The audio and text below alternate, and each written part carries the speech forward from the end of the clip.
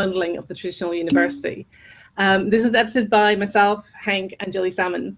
And our idea was to explore the implications for universities and students around the areas of institutions' core activities when they're delivered and divided up through partnership arrangements. So, for example, curriculum design, learning design, online facilitation, marketing, and student support.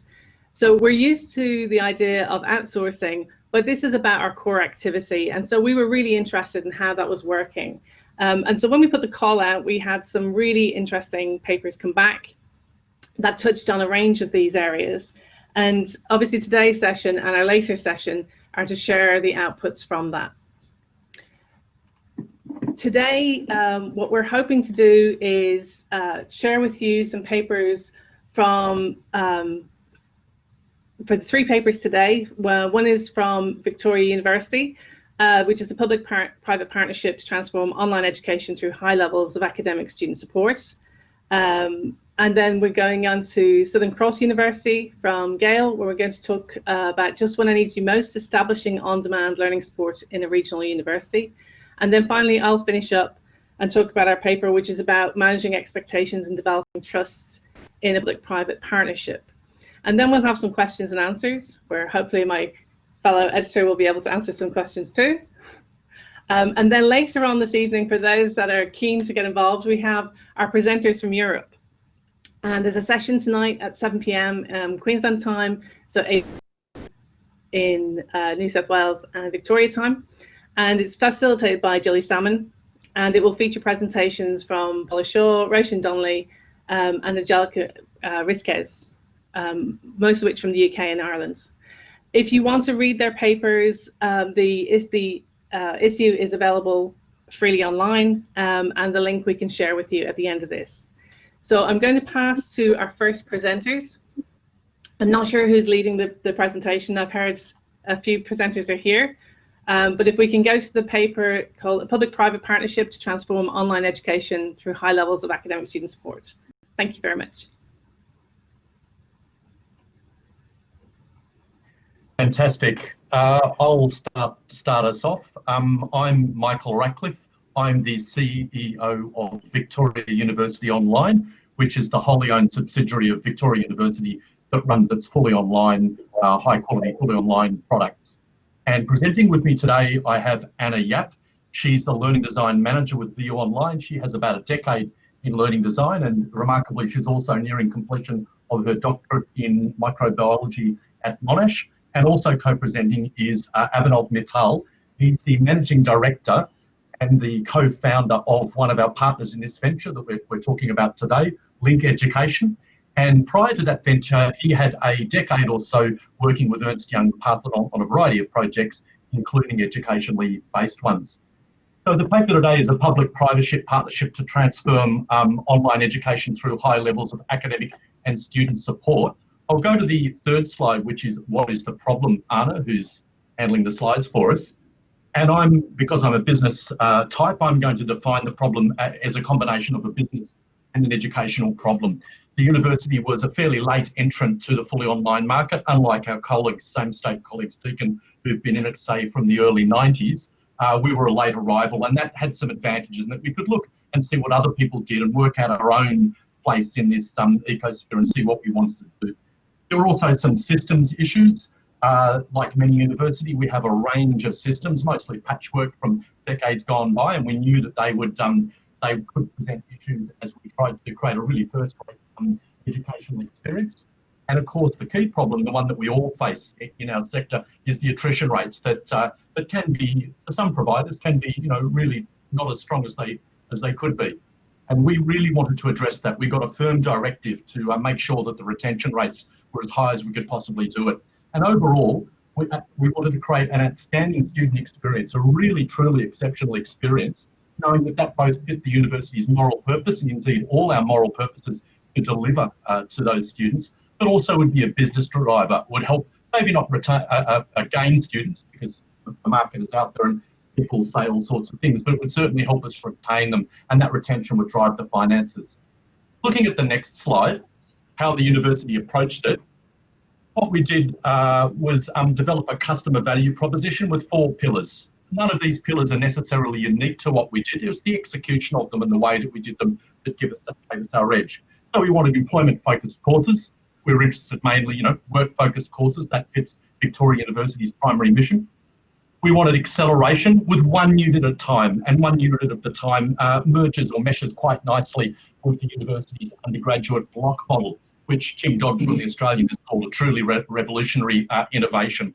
And that has undergraduate units being done in 4-week blocks, 1 unit at a time. We're doing it 6-week blocks, 1 unit at a time. We wanted stackable courses. We wanted post-grad certificates that stack into diplomas, that stack into masters, wherever possible. And the fourth point, which we're talking about today, was student support. And we envisaged that with layers and layers of synchronous and asynchronous support. All the things that you'd expect to see in an online program, like seminars and online office hours and people to help with language literacy, numeracy support, but a little something extra, which is what we're talking about today. And that was a facilitation or tutoring. And we wanted something that was 7 days a week that students could access when they needed it. So if they were able to get time away from their work or their families and they had limited time, they didn't have to wait for a 1, 2, 3, 4 day turnaround on responses. They could engage via Zoom or via a phone call or via a text message on their phone and get those answers quickly. And that's where Link came in. Link assist with that. They have some fantastic proprietary software that helps manage it. And that enables us to deliver on that key value point. So looking at how we unbundled the university, some capabilities remain within VU Online PTY Ltd, like the learning design that Anna leads. Some are services that we supply, again from the university, like maybe the applications enrolment systems, and some are partners that may assist with marketing, or in this case, with the facilitation. Next slide, Anna. So the partnership, the key point from this slide, thank you, Anna, from this side is that the academic oversight remains firmly in university hands. We report up through the academic board, we maintain the management of that, we check the qualifications, we oversee that everything's working smoothly, and we allow the technical and day-to-day management in the partner's hands, in Link's hand, and that's worked well.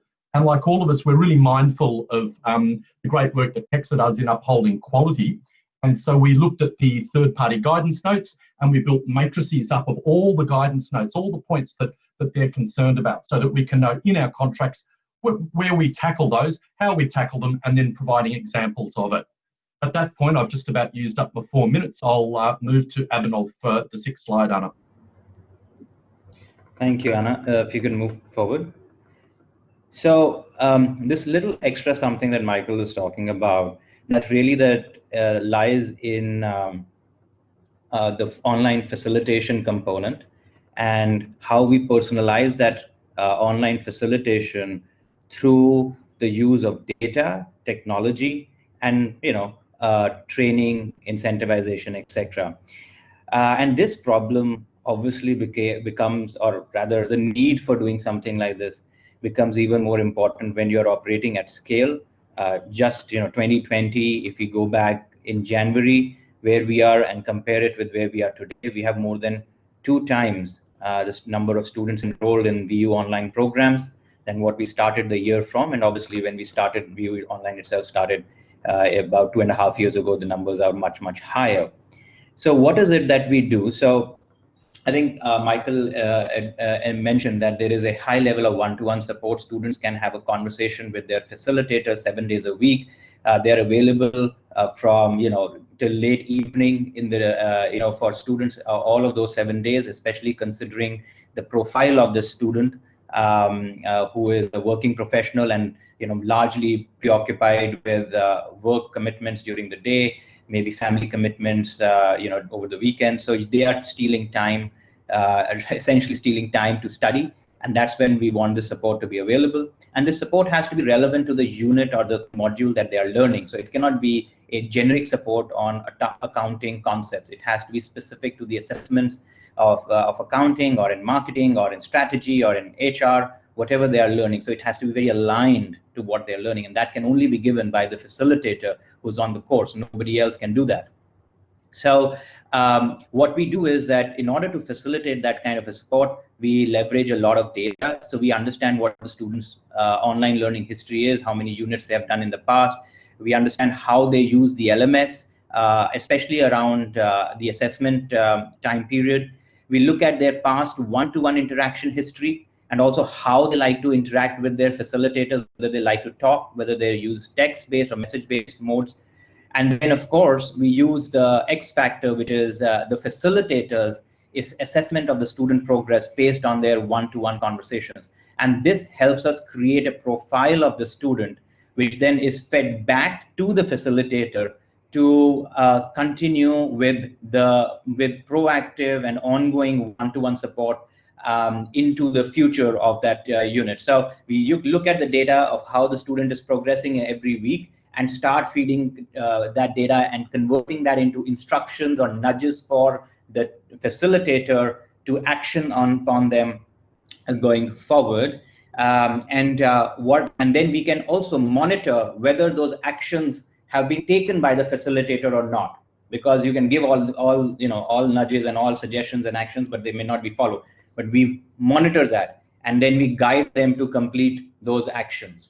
So that's how we use the data and technology to make it a very personalized support system. Anna, if you could move to the next page. The results are, as I mentioned, it's extremely proactive, personalized, and consistent academic engagement with students. To give you a sense of what is this one-to-one engagement that we keep talking about, on average, a student learning at VU Online has 4.8 phone conversations per 6 teaching weeks.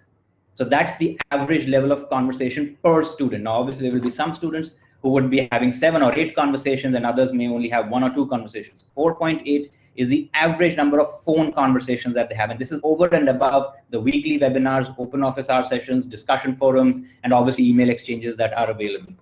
Average conversation time is about 70 minutes per term per student. There is high level of responsiveness between the facilitators and students, and that is also very critical, because students are, again, as I said, stealing time to study, so they need to have a response which is very fast.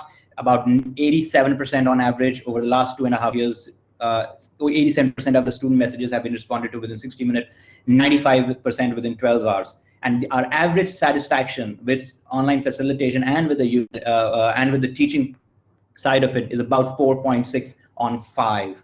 So that's the results from a student standpoint and engagement. If you move forward to the next page, I'll just quickly wrap up.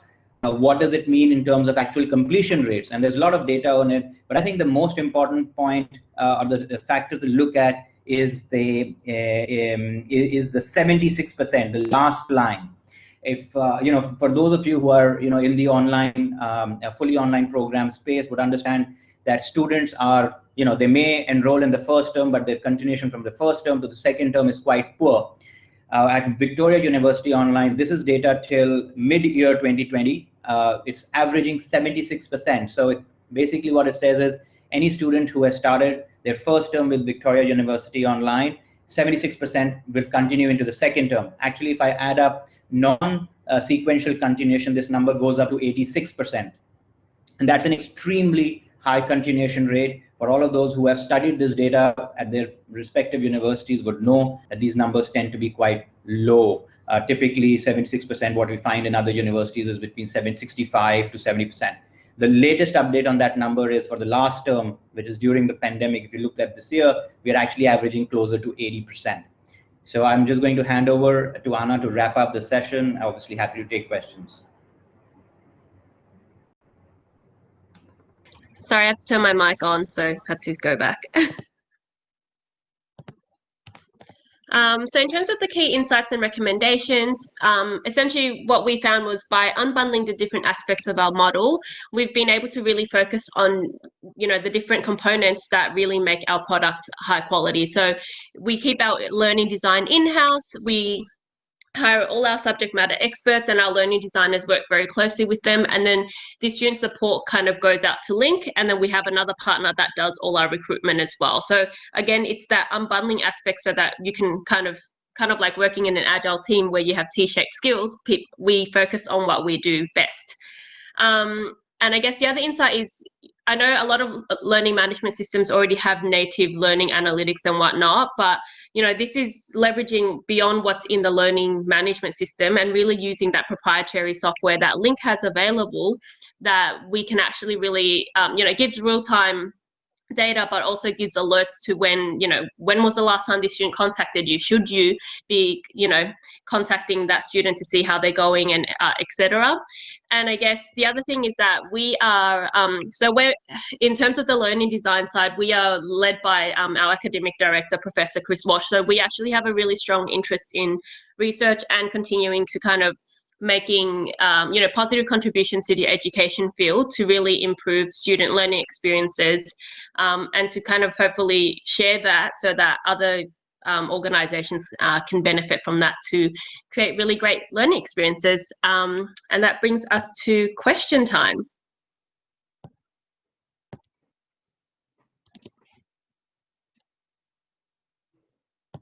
Happy to take questions, although we're whipping up a storm on the chat box answering them there, so I'm not sure if there'll be any verbals.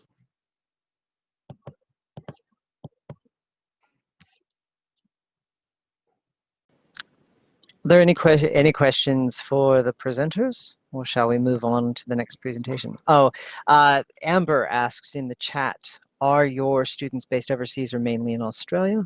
Yeah, I'll take that one. All our students, Amber, are Australian-based. They're all domestic, and that's really a systems issue. The university systems, it's problematic enrolling offshore internationals. So yeah, they're all domestic. Okay, and I see that there's Marcus has also asked, can you talk about the LMS that you use? Yep, we use D2L's Brightspace. That was a decision made for expedience primarily. It's a reasonable system, but it was the university's system before we arrived, and rather than wrangle with two systems and the way that might integrate with the student management system, we just decided to adopt one that was already there. And if you want to know more about the details of it, Anna is more over how it actually works.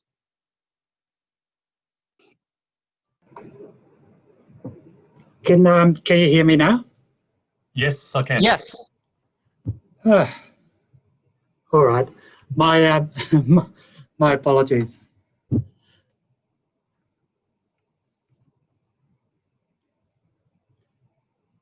Did we have any other questions for? Sorry, it's Hank. So I was just trying to get in earlier, but I've had some issues with the sound.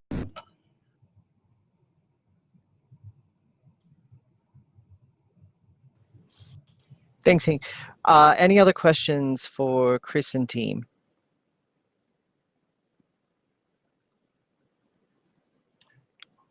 Looks like that's a wrap, eh?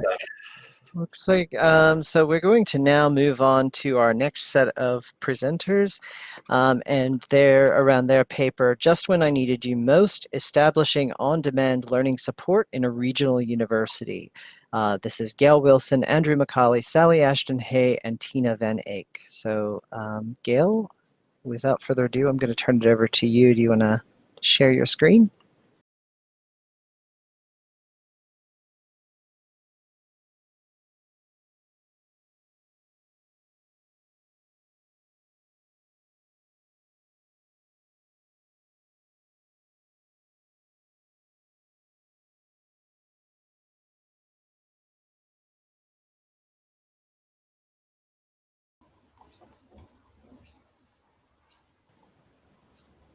Gail, you there?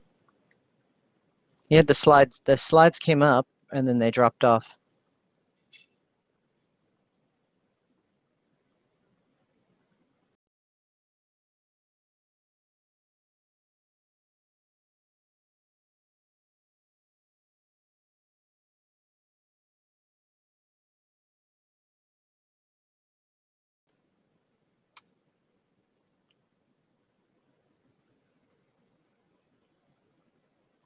Are you there, Gail?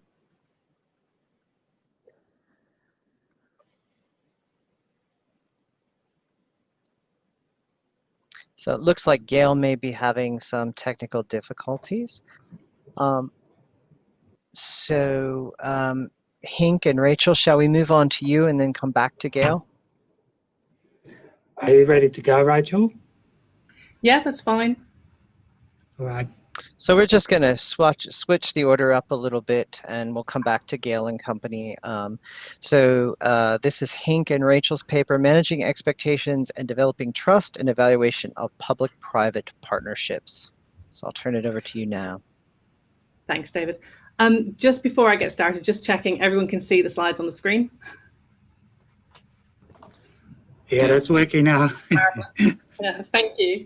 I haven't done the share screen. I've actually uploaded the files. So basically, I just want to talk to you a little bit about our very small study that was undertaken last year in the context of our involvements with a private partner in developing courses. And we were quite interested, particularly around the special issue, but also around this paper about the idea of partnership and the benefits and risks in that. And this resulted in this small scale study, which revealed a lot to us about the importance of trust in the relationship. And so that's really what I want to explore with you today. And of course, the reasons why we were involved in all of this is the opportunity to kind of to fulfill a gap that was in this very traditional university, and it enabled an opportunity to rapidly enter into a market for postgraduate education. So this is with the partnership with a private provider who would enable that opportunities in that market where we didn't see that we could do that quickly within the traditional model that we used.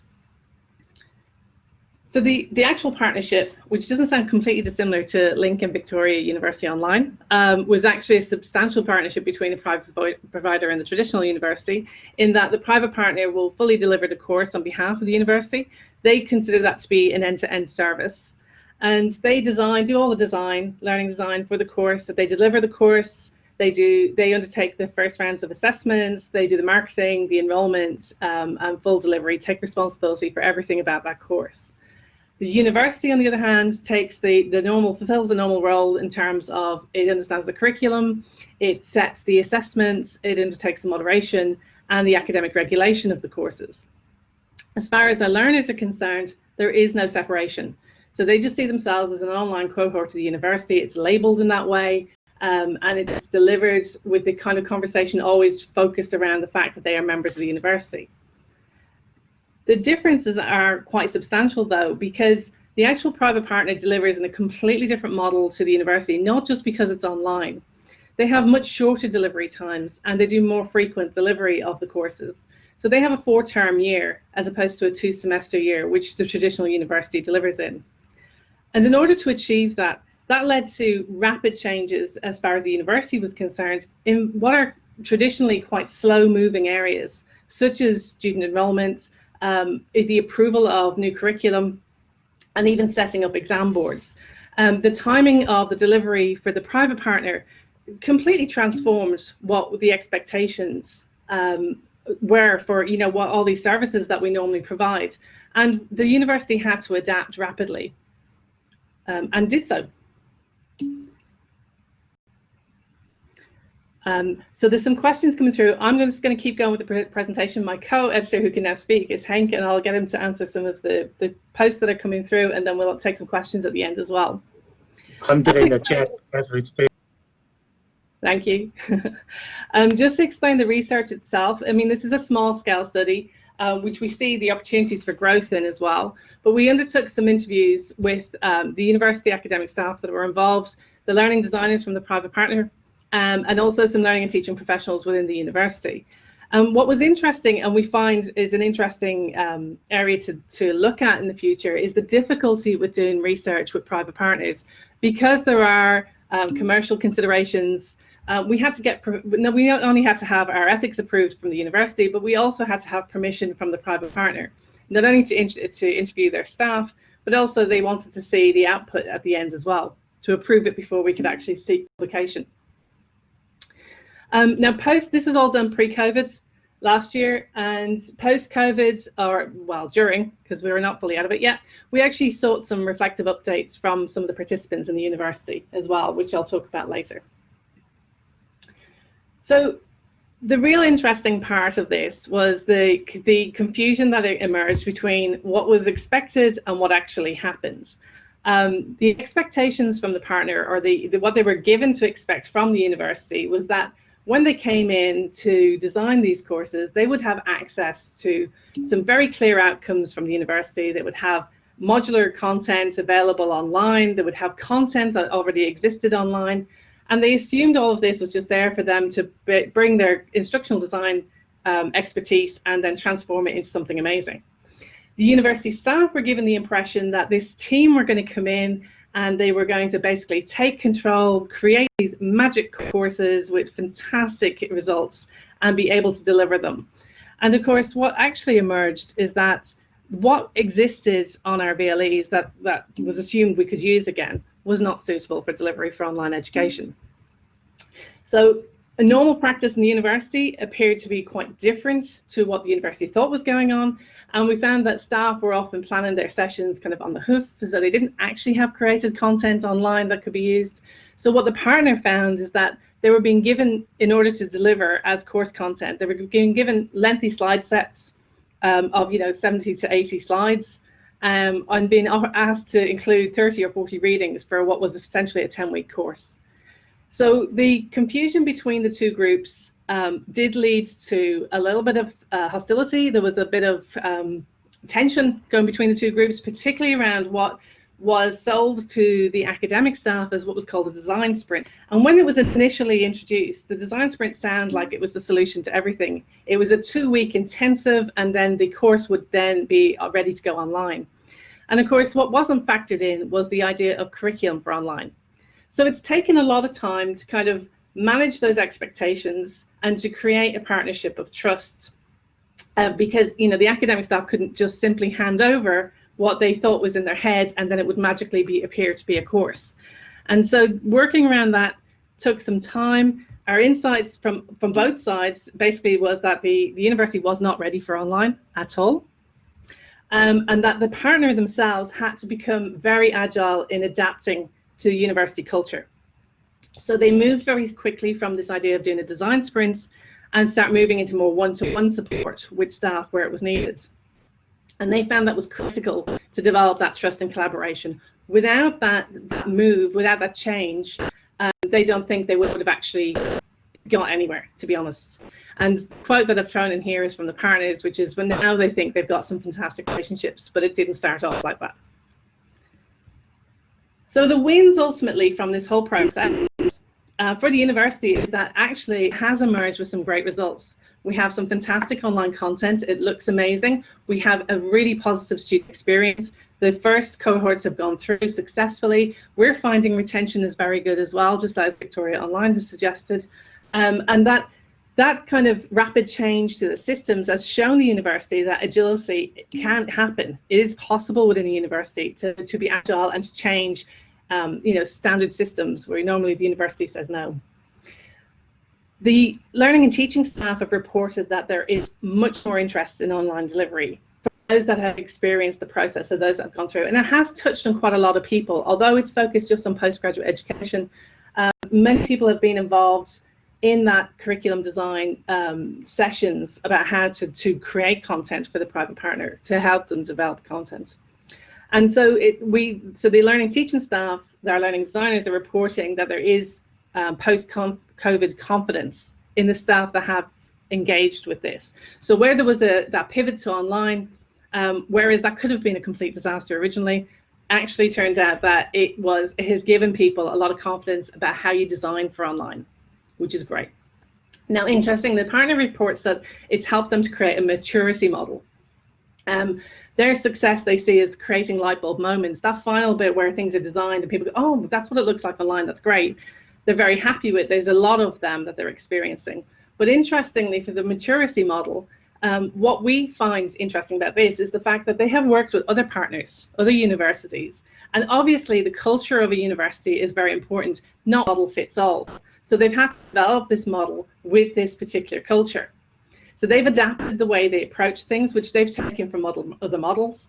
They realize they have to emphasize the whole idea of curriculum design. So it's thinking about how you design for this learning for online, which did not exist. They've created examples now, so they're more able to introduce people to what it will look like and where it's going to go. And they've started that process a lot earlier. There's no more There is still a 2-week sprint, but they see that as something that they do in-house for themselves with their learning designers, and actually the work starts a lot earlier with academic staff. And they see that it's quite scalable now. They see the opportunity to develop this at large. From the university's point of view, in terms of maturity, there is a huge cost in time that was not factored in this whole model. And I think that's still going to be an issue ongoing. The other area that has created issues is curriculum design. The university employs people to do curriculum design, but because that wasn't factored into the costs of this, they're not allowed to get involved, which means that there is a gap at the point where you're asking academic staff to design for online and you're not using the staff that can help them to do that. And there's other ongoing issues that emerge about the idea of partnership and whether or not the university can offer the same services and the kind of balance between instructional design, curriculum design, the ownership, the subject leader, the subject expert, and what's being delivered online. So there's a lot, it's a careful relationship to have to manage, and it'll be interesting to see how it goes. And I'll just leave you with a final quote from one of our interviewees, one of the academic staff, which she actually had a fantastic experience with the partner and with the design, and is very happy to see it, the output, but did also comment about, wouldn't it be really great if we could just do this in-house in a similar time frame? And I think that's a good question to leave it with. So, any other questions? So Rachel, there have been a few questions in the chat. Marcus asked, does the private provider have access to internal learning and teaching teams to discuss any particular learning and design pain points? They, while the university does have the internal teams, as I said, there's an issue around the costing of that. So the private partner has their own, they have their own learning design teams, and so therefore the costing of designing all this wasn't factored in the partnership. So generally, the learning and curriculum designers stay out of the process.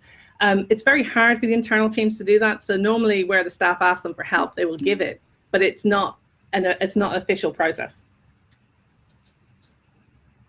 Thanks. And Alan S. asks, how did the university and private partner help to equip academic teachers to facilitate online in a scalable manner?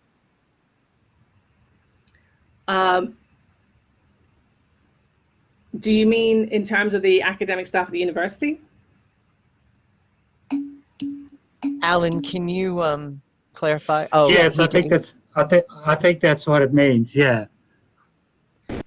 So yeah. Alan, the academic teachers at the university didn't actually teach online because the partner does all the facilitation online.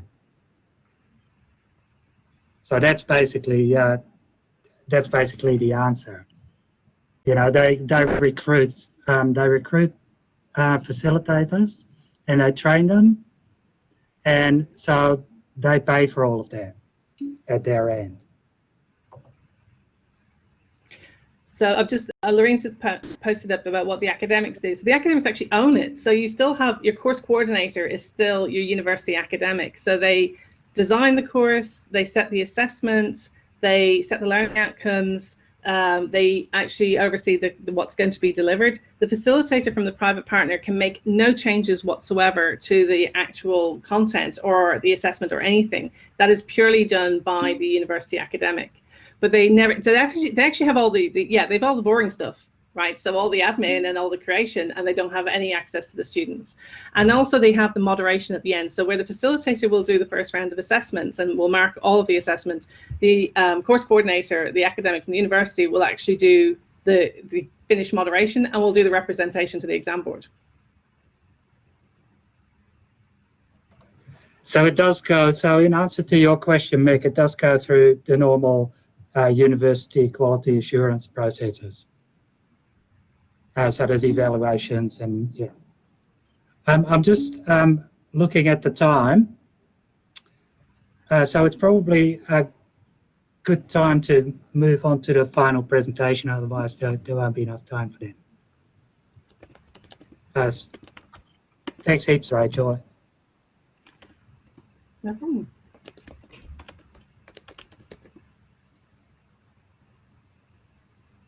Okay, and our last presentation, we're moving back to Gail Wilson and team, just when I needed you most, establishing online learning support in a regional university. And give me just 2 ticks to get the screen share set up.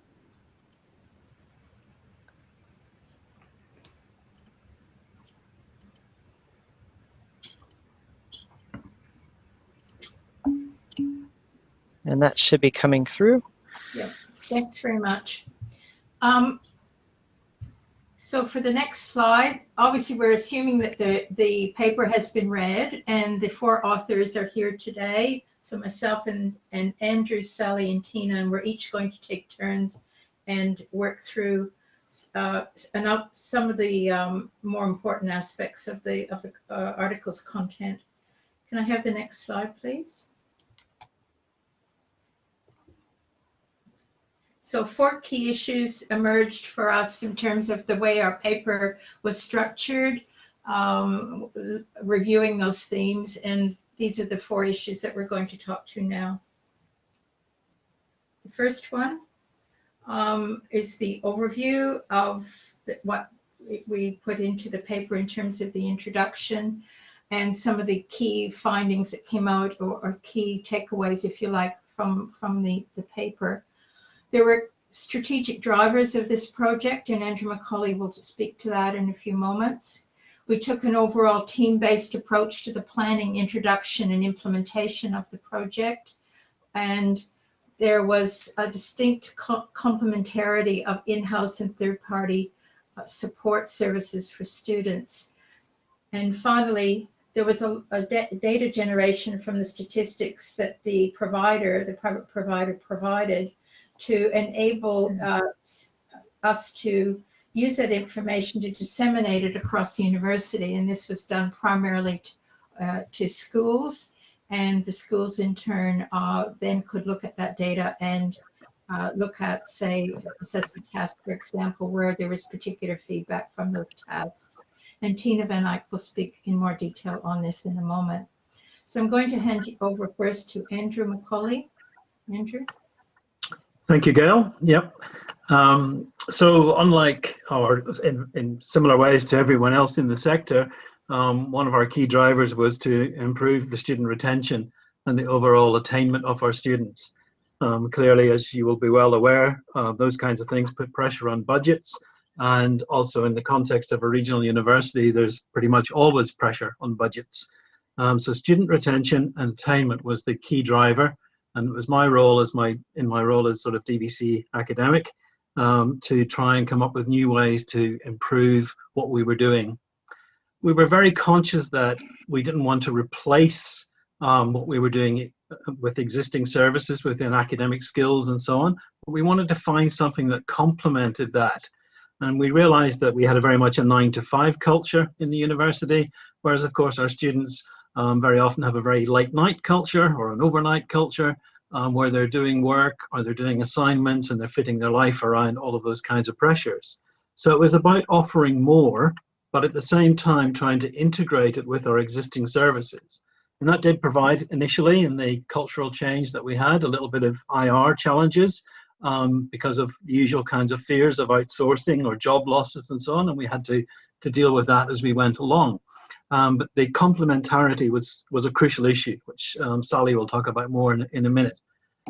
It may seem odd that we talk about online support. I mean, given the year we've just been through, online support has become really very much the norm. But back in 2015, when we started this journey, it was still relatively new, both for staff and also for students even, probably more for the staff.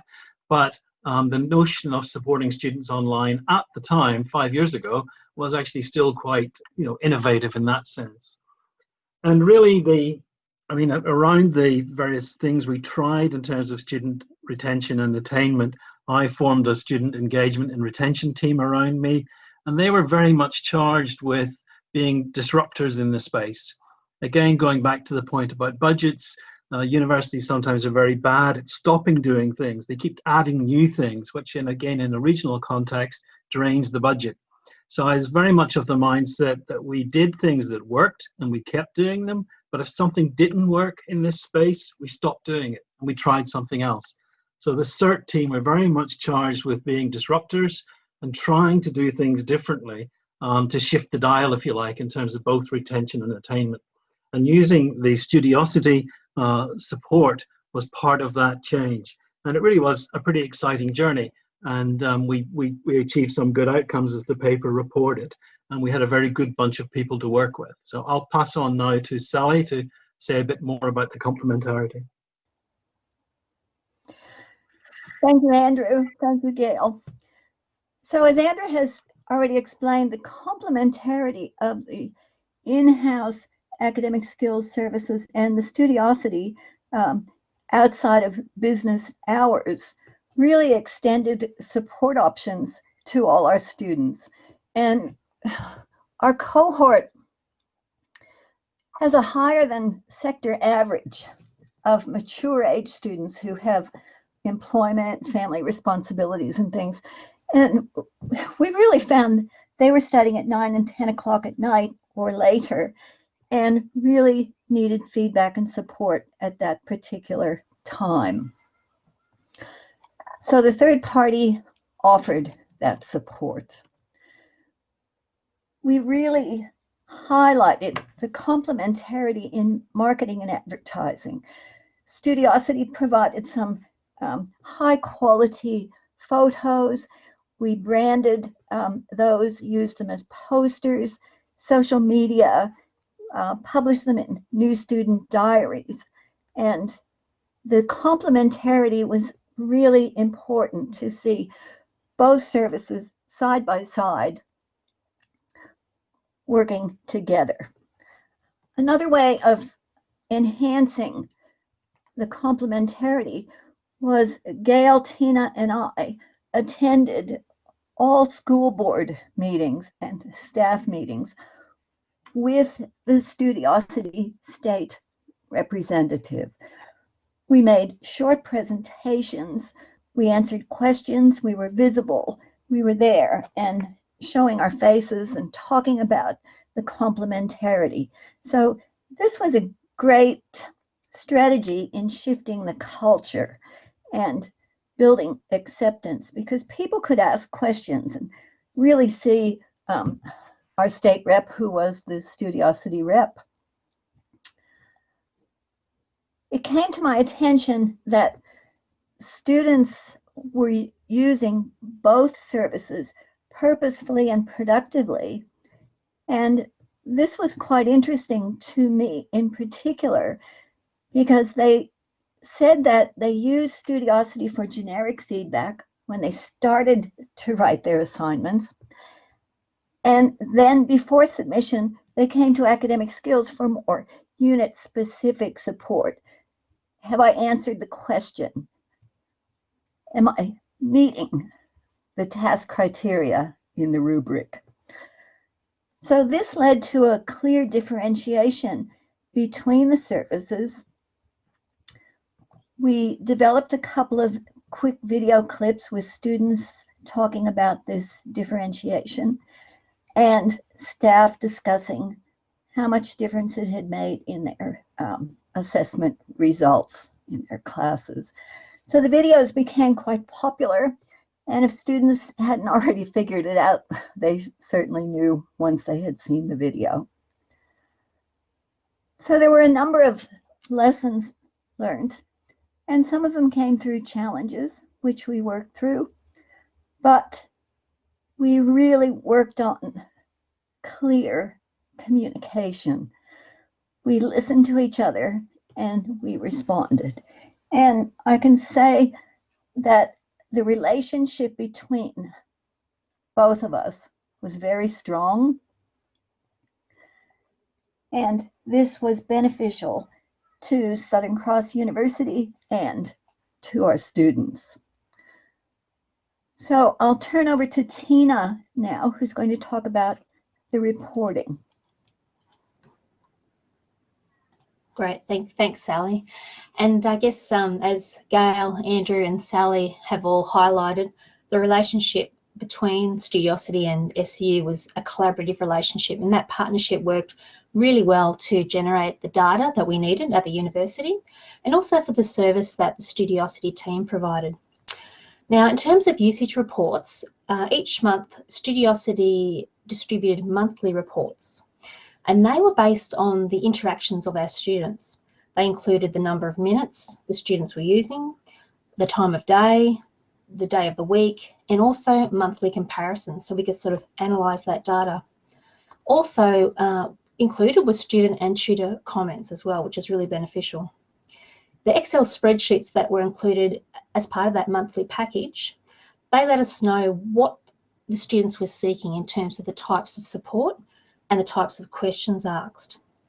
Now, at the end of each teaching period, and for SCU that's a session, so at the end of every 3 months, we at the team, the Centre for Teaching and Learning team, would produce a report, and that was from those particular Studiosity data and also from information that we had at the university.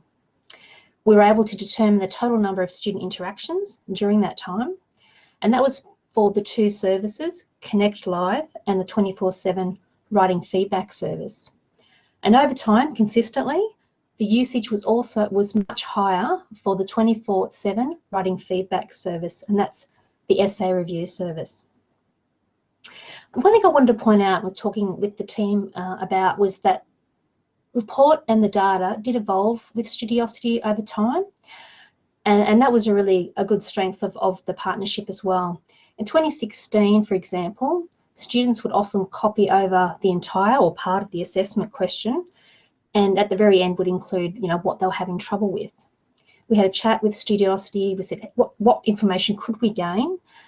And from this, in 2017, in conversations with the Studiosity team, they made changes to their student data entry fields, and the Excel spreadsheets produced much rich detail in terms of the assessment, in terms of what students were needing help with. And I guess that's a really good example of how responsive the team were with our requests when we sort of asked, what is possible, what could we obtain? One thing we did too, as Gail mentioned earlier, we sent these reports that we had in the Centre for Teaching and Learning team to our respective teaching areas, so they could then analyse and work on any particular assessment tasks that students were having troubles with. They could see the patterns with those. So I guess the last point I just wanted to make was that Studiosity was responsive to our requests for information. We benefited from their technologies and the data that they could provide. And also from this partnership, we could then sort of provide feedback about other things that we might need, which in turn helped their particular service. So I guess any questions for the team in general?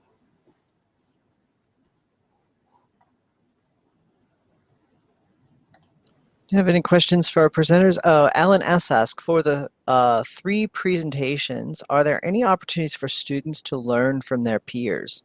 So this is for all of the presenters. How is peer learning handled in your programs?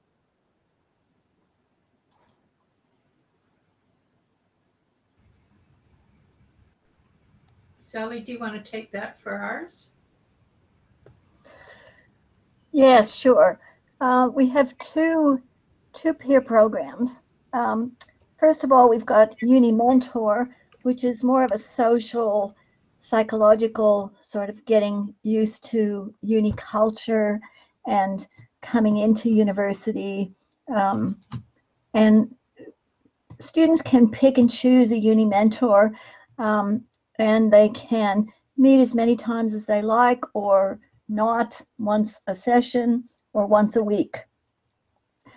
And it's just a friendly relationship that students can pick and choose. They often choose somebody who's studying in their discipline and would have similar types of assessments and might be a bit farther down the track than they are. The second program we have is Study Buddy, and that's a drop-in session with student leaders, and they just are there as academic support to students, talking over assignment questions, pointing students towards resources online, quick guides, things like that. And oftentimes, just questions about asking for an extension or what to do, those sorts of things. So Study Buddy has been an excellent point of connection during COVID. So I hope that answers the question.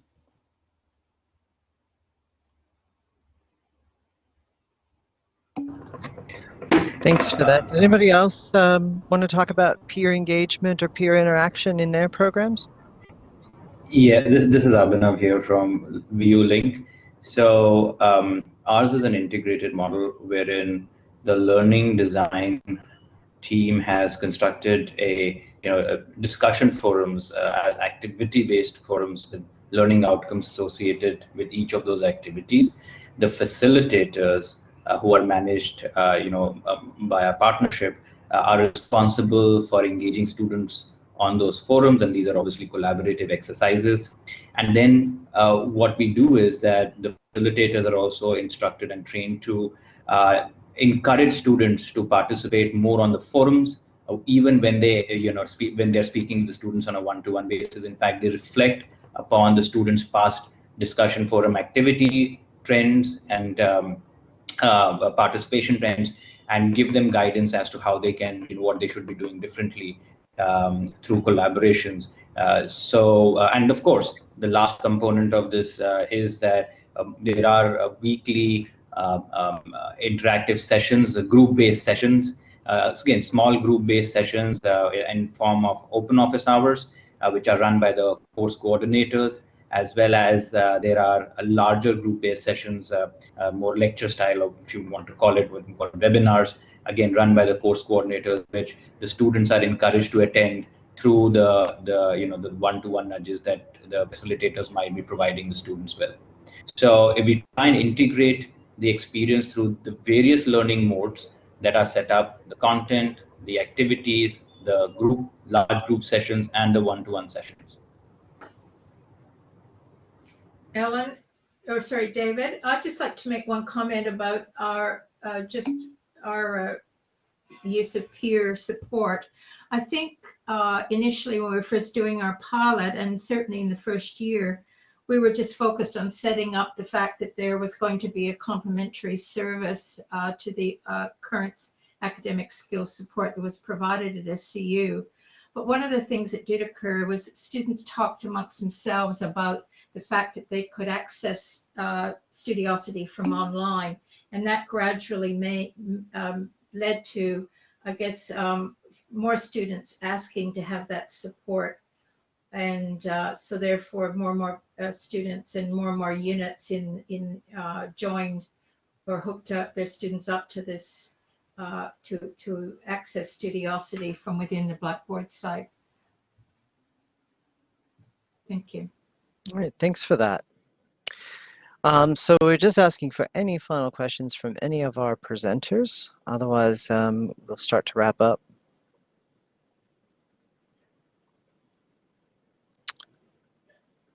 All right, seeing none. I want to thank the AJET editors for this special edition. So Rachel and Hank, thank you for assembling a really interesting and timely topic, I think, as we roll on through COVID in universities. And we want to thank all of our presenters who contributed to that special edition and to this webinar today. The ASCILITE Live webinar series, we offer monthly webinars, so please stay tuned to the ASCILITE website for further details of upcoming webinars. And please don't forget part 2 of today's webinar session, which will take place at Australian Eastern Daylight Time, 7 p.m. Australian Eastern Standard Time for folks in Queensland. And we will have another batch of papers and presenters at that time. So we thank you for attending this ASCILITE Live webinar and hope to see you in future webinars.